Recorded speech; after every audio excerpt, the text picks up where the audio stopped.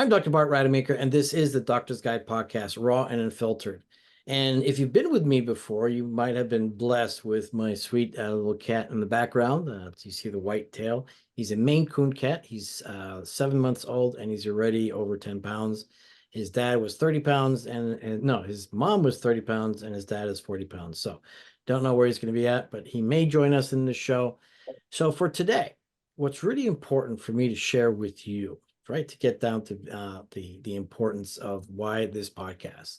You see, with so much information out there on health, it's very difficult to navigate any of that, including people that know so much like I do. I get confused, especially with all this high tech and advanced tech that's out there. Then all these people making all these promises, of which maybe they're right for you, or maybe they're not. Maybe they're right for the next person, but not you. So rather than diving into all these different products and services that people are selling you, which we don't sell anything here, our job here is to share with you the process by which you can make the best decisions for yourself, because you deserve optimum health. You also deserve to be able to afford it, because some of those things out there are super expensive and may not do anything for you. So how do we do that? Well, it's a process, and that's what we share here today. How do we make those decisions? And we do that through role playing.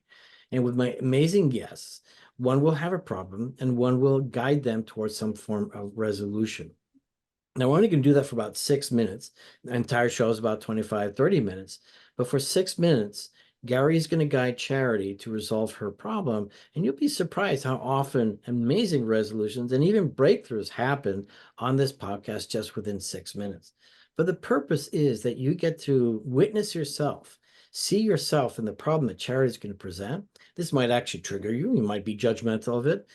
But there's the magic as well, because if you have a negative response right there, right then, or even what Gary has to say, that's actually a signal to your brain, to your conscious mind that says, I have work to do. I have some work to do on any of this. And that's the truth that Byron Katie has shared with us. And so listen and tune in, see where you can create some new choices for yourself to help you optimize your life through this role playing. And after the 6 minutes, what we'll do is we'll unpack it. We'll discuss it for about 10 or 15 minutes, kind of give context and content to some of those things that they shared. And then we'll just wrap it up after that. So I want to invite both Charity and Garrett just to introduce themselves, and then we'll go into the role play. So Charity, thank you so much for joining me today. A brief intro about yourself, and then we'll go with Gary, and then we'll go with the whole role play. Charity.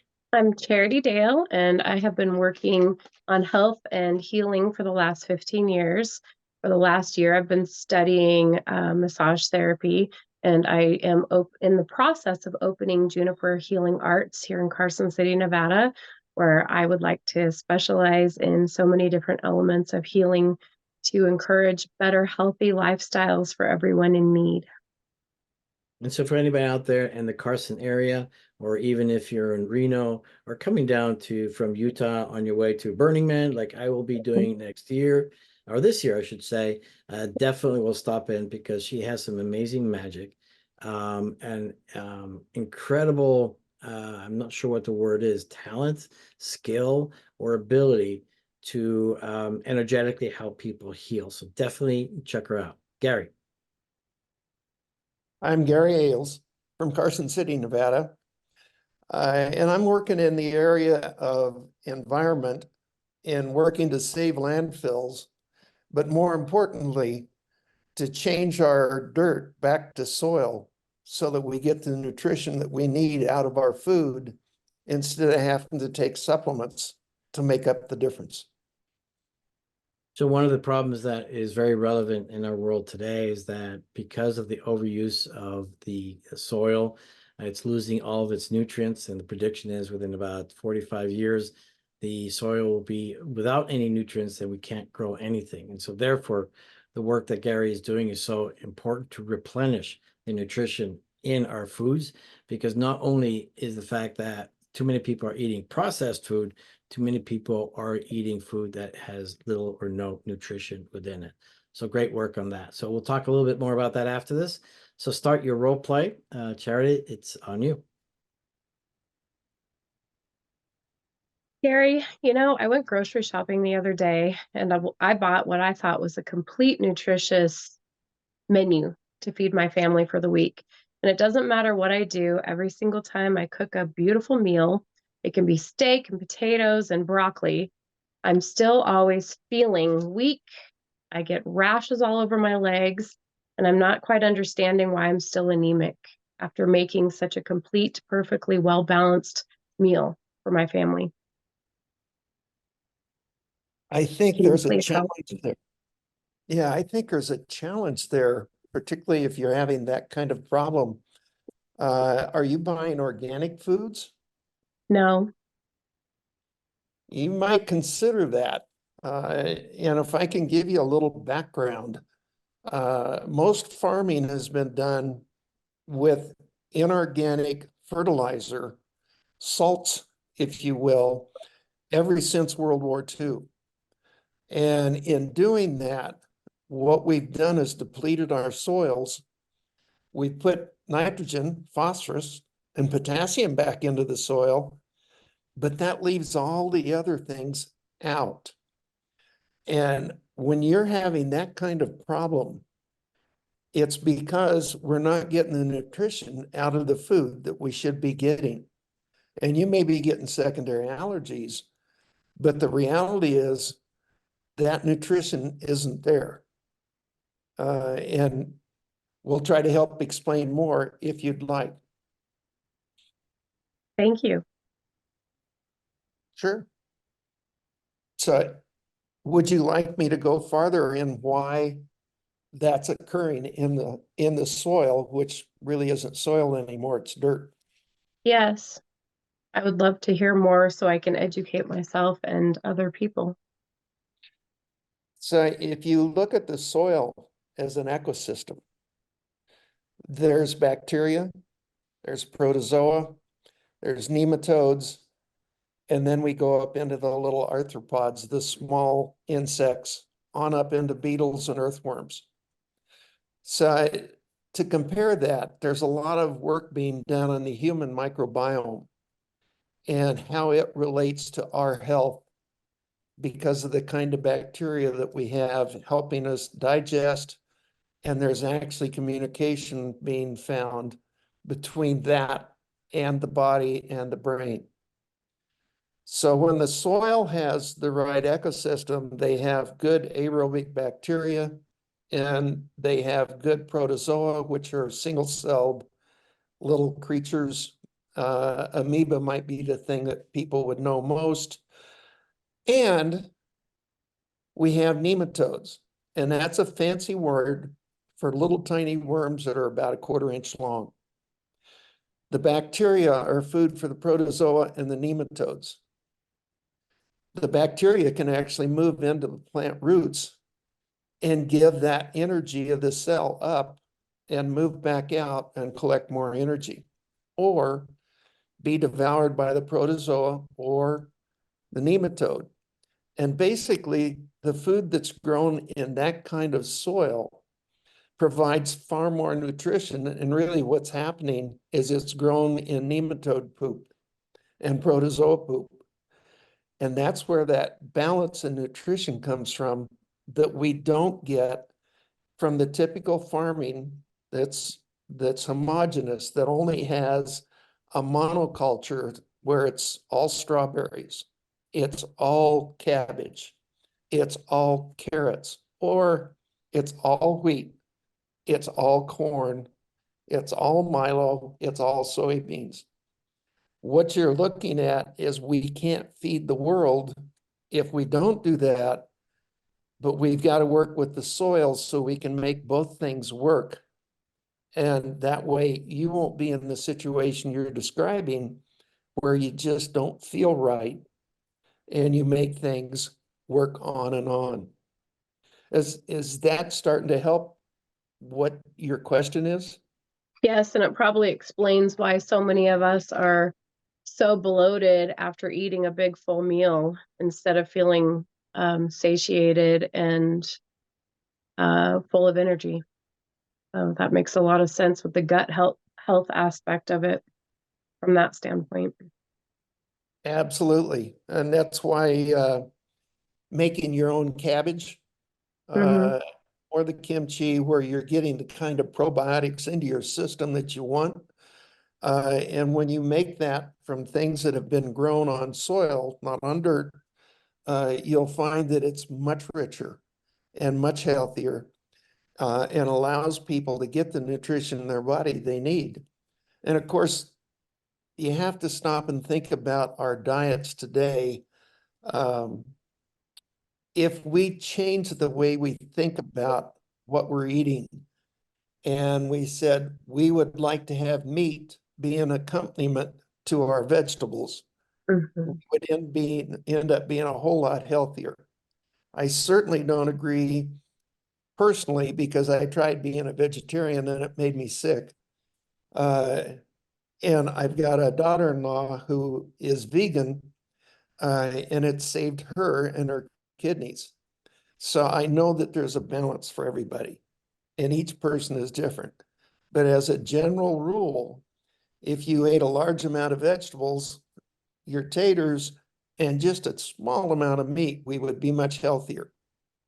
It doesn't mean we give meat up. We still have it there, because I do think that that's a great part of our diet. And it's also, I have a lot of faith in our ranchers doing what they do best. Love So, it. Well, that's yeah. a wrap. Thank you both. And so one question I'd like to ask first, Charity. What was that for you? What's the context of this, and why was this question important? It was very important for me because I suffer from a lot of autoimmune stuff, and it's 100% triggered by food. So I have said forever that I wake up mornings feeling so incredibly hungover for no reason. And it was because I went out to the local Mexican restaurant and had a plate of carne asada with tortillas and rice and beans and salsa. And I wake up and I can barely lift my arm up to get out of bed. And so I am such a firm believer with we are what we put in our mouths. And so that really does make a lot of sense. And it does sum it up wholeheartedly what is going on in especially the United States today versus definitely other countries. Because I Yep. know I order my flour from France because of the gluten factors versus what we can get in the United States. So Yep. thank Gary, you for what was that. that? Yeah, thank you. What was that for you? It felt good to try to explain some of this stuff, and little by little, I think I'm getting better at it. And I don't think you have to go to France for good gluten-free flour. If you find who's developed and is selling Milo flour as Okay. opposed to wheat flour, because there's Hmm. no gluten in Milo. I didn't know Uh, that. Thank you. and I'll get you a source, because I'm Yeah, aware, please. but Okay. that's just another option. And one of the problems that may be part of our cause is with wheat, and particularly the gluten problem, is the alleles that have been created as the wheat got shorter and shorter. When I Hmm. was a kid on the farm, a good field of wheat, and I used to stand right about 6 foot, and it would come up and hit you mid-chest. And now the wheat is about typically a little over knee high. Doesn't take as much water. You get a much better crop, much more good protein, and it's more drought resistant. But I do think that in the work that's been done, we got some alleles that are almost addictive, force us to Yeah, want to eat more, eat more, eat more, Right. uh, and On it turns purpose. to creates, sugar. yeah, a potential problem. And that's Hmm. So, done on purpose, right? yeah, Um, so all sorts of things. yeah, so thank you for that. And so what I oftentimes like to remind people is this, is that you still can believe this as a Christian. We evolved over millions of years in harmony with nature. And without all this, advanced tech and all these other agricultural, marvels that have revolutionized, the way that we survive these days on food that started maybe 10, maybe 15,000 years ago, with not only the domestication of animals, but also with the invention of agriculture and growing crops. And since then, and some people will claim that this was the worst mistake or worst invention of man, because it certainly has affected, our health today.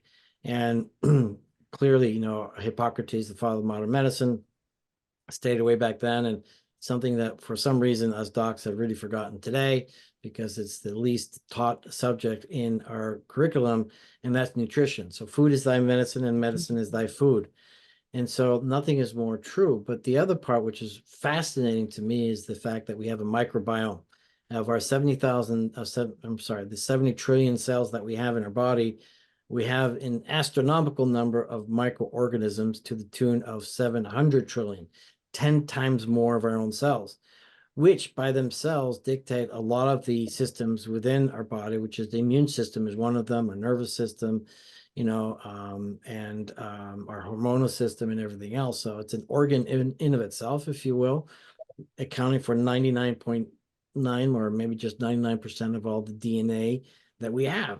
So clearly, if your food isn't up to par, it's going to affect the microbiome. Or if the microbiome is not up to par and the food that you give, strengthens that bad microbiome, it's going to affect you. And one of the first ways it affects you is your immune system and also your skin. So clearly, these are really important things for us to begin to consider. And, as a listener, just educating yourself on these topics, having a better insight, because oftentimes our doctor colleagues don't have the time, the bandwidth to learn all of this. But since the information is out there, you can. So I want to give the mic back to both of you, expand on what your experiences are. What else would you like to share with the listeners so that they can start making better decisions for themselves? Anyone? If you want me to go first, I've got it. And my suggestion is grow your own garden, number one, and use a biologic fertilizer, not the NPK kind of fertilizers. And you're going to be a whole lot healthier. What about hydroponics? What about these towers? Are those any good? I think they're good. I think you've got to find that you're getting all the nutrition that you want in whatever mix you're using to work into the water. And that's the only thing that concerns me with some of the fertilizers that are being put out, and I don't know them well. I'm familiar with a hydroponic tomato plant down in Mexico that's huge, and they buy their fertilizer out of Holland, I think it is, because it's set up for tomatoes specifically. And I don't know what's in it. I don't think they would tell us. However, I'm concerned that you don't get the rare earth minerals. You don't get the micronutrients that you want. What you're getting is what makes the plant look good and makes the tomato look good, but not necessarily give you the nutrition you're wanting. It's just my concern. So what you're telling us is that basically grow in your own soil if you have property, or find a way to have some property to grow something as naturally as possible. That would make sense. Yeah, even grow it in a large pot. And there's more and more people that are finding ways to do that, even if you live in an apartment. Anything else you want to add, Charity? Yeah, what about your own compost to make your own soil? Absolutely. I've always had the question though, if I'm using GMO compost, like if I'm getting compost pieces from the restaurant, is the soil acid going to break down all of the crap that's in all of the garbage foods we eat? Is that going to change it? It's going to change the pH. Is it going to remove it all, like filter it out? It's the bacteria that will make the difference. Okay. And it's going to be up to the bacteria that happen to be there that are working on it. That's why the system that we use to change organic waste into a liquid slurry, biofertilizer, biosoil amendment, pretty much wipes out anything like that, because we actually destroy. We found when we ran a test with raspberry cane, and there was another one, it was blackberry cane. And they evidently had quite a number of pesticides on the cane itself. And when they tested it after everything was run, there was no sign of it. So That's good to know. it's telling me that the bacteria that we utilize, what we're doing, is breaking those things down. And we know that we've broken glyphosate down before, which is Roundup. So we're working along those lines to prove everything. So the EPA and the USDA will say, hey, that's a good thing. Yeah, why don't you expand Thank a little you. bit so that the listener knows what exactly you're doing? We have a bacterial formula that took you about 10 years to develop. And the gentleman that developed it is Mohammed Mehman. And we've spent another over 10 years coming up with a system that allows us to take any of the organic waste that can come from the table, the yard, or the field, and that includes meat, bones, a little bit of oil from anything that's been cooked, including even rotten fish that have been laying around for several days and you don't want to be near them. And we can convert that through our system to a liquid slurry soil amendment in about an hour. Wow. And that soil amendment, we've proven really works well anecdotally, in that we planted a tomato in a sack of play sand and used our material on it, and we grew tomatoes. So we know that we're getting where we need to be, and I've got a number of anecdotal things that we've done. So what we're trying to do now is a scientific approach to prove what we can or cannot do with pesticides, and prove what we have is truly a soil amendment that will decrease the need for the NPK fertilizers. So we don't have to use all those salts.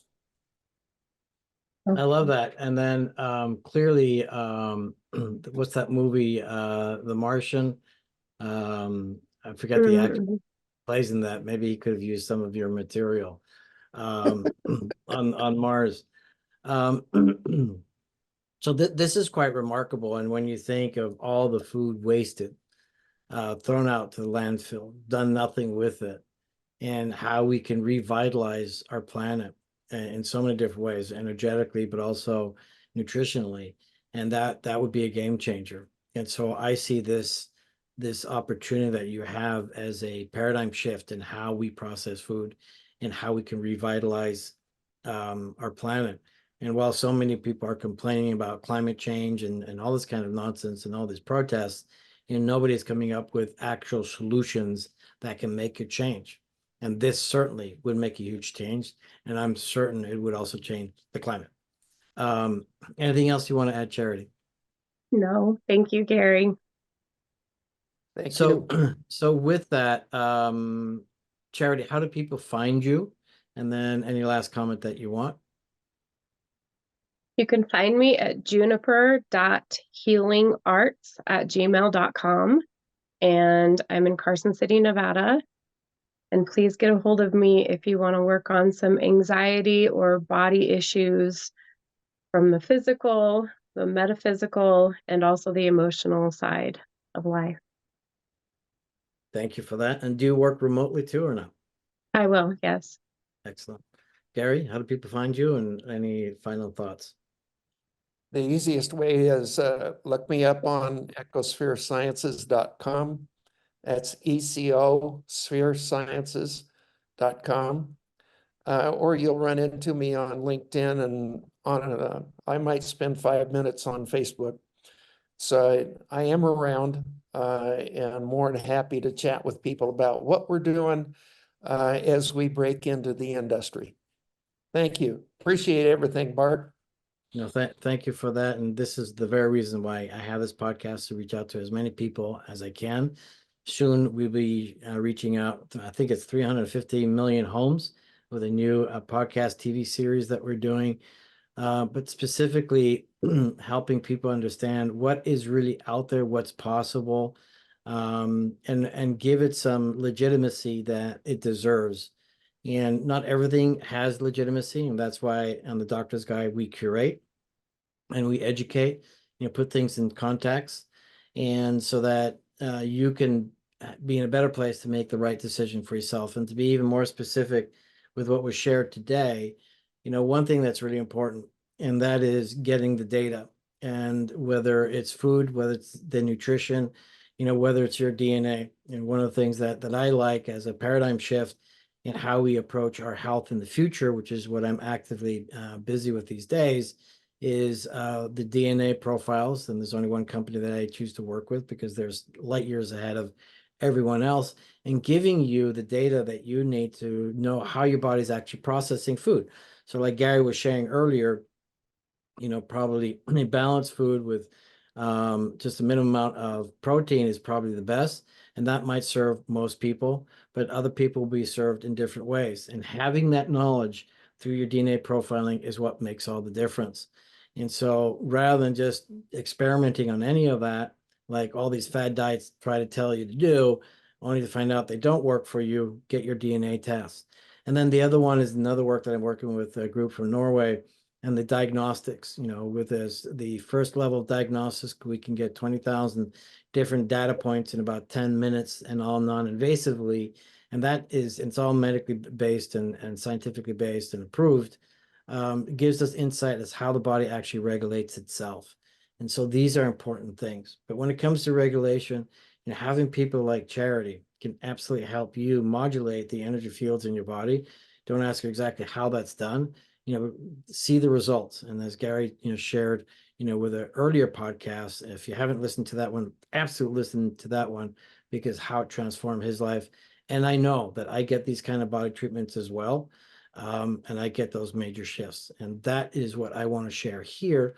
Conventional medicine has its very appropriate place, especially for emergencies or critical situations, but you do have many other choices. It's a matter of you discerning which ones are right for you, making that decision, and doing the work yourself. I'm Dr. Bart Rademaker, and this is the Doctor's Guide podcast, raw and unfiltered, and we will be back.